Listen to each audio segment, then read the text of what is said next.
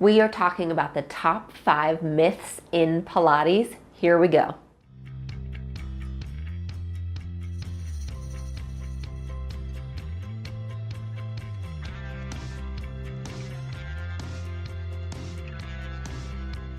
Today we are talking about the top 5 myths that I hear about in Pilates. I have been teaching for over 20 years, and these are the things that I hear that tend to hold people back.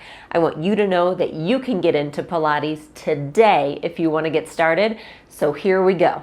Myth number 1 is that you need fancy equipment to do Pilates. You don't. All you really need is a mat and a little bit of space to move. So the fancy equipment that you see are usually reformers. They can be a great addition to your Pilates workout, but they are not necessary whatsoever. Everything you see here on my YouTube channel and in my own membership site are meant to be done at home or on the go to make it easy. So you don't need fancy equipment to do Pilates. Myth number 2 is that you need to be a dancer or have a history of dance to do Pilates.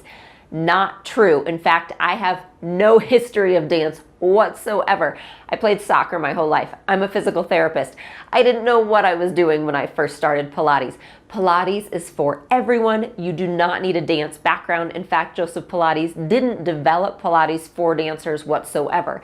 The dance community simply saw what he was doing and realized how beneficial it could be for them, just like the rest of us. So you absolutely do not need any kind of dance or flexibility background in order to do Pilates. The third myth is that Pilates is too easy. I hear this all the time, especially from people who think they really have big goals that they need to reach in other ways, or they need to really sweat or do something they consider hard. So they think Pilates is simply stretching or is simply too easy to do. I will tell you right now, Pilates can be great for every fitness level. We work on body awareness, we work on strength, on posture, on learning your position in space, and a lot of strength and a lot of core work. So Pilates, whereas I think it's gentle enough for anyone to start, I would never say that it's too easy for you to reach your health goals. If you are an athlete and you're looking for a great way to cross-train, Pilates is for you. It can be a fantastic workout, it can be your strength training, and it can be an awesome part of a really great fitness and movement program. Myth number 4 is that Pilates is too expensive. Now, I am going to agree, if you're looking at those boutique studios in your local area with equipment, they can be really expensive, and it can definitely be a barrier. And that's something that we as an industry need to work on. I'm talking about the fact that there are Pilates workouts accessible to you. So don't let money be something that holds you back. There are so many free workouts on YouTube, including my channel and some other great channels.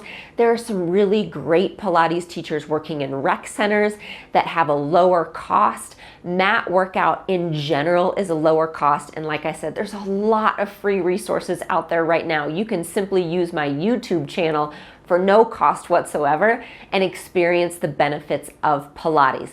So I don't ever want cost to hold you back from trying Pilates and feeling what it can do for you.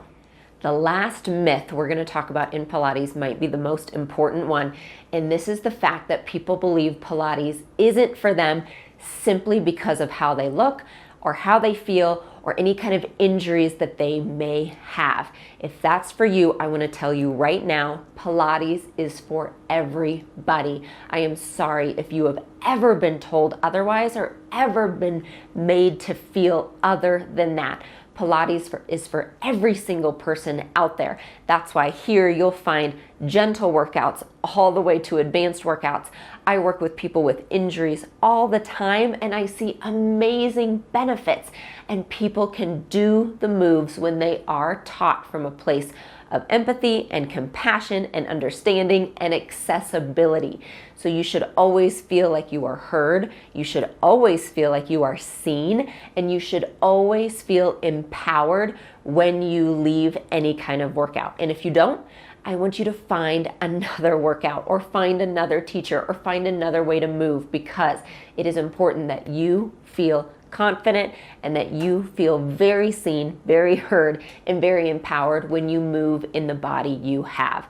In my experience, Pilates can do that. It truly is for everybody. It's not just for the people you see on the covers of magazines or for the celebrities that you see walking in.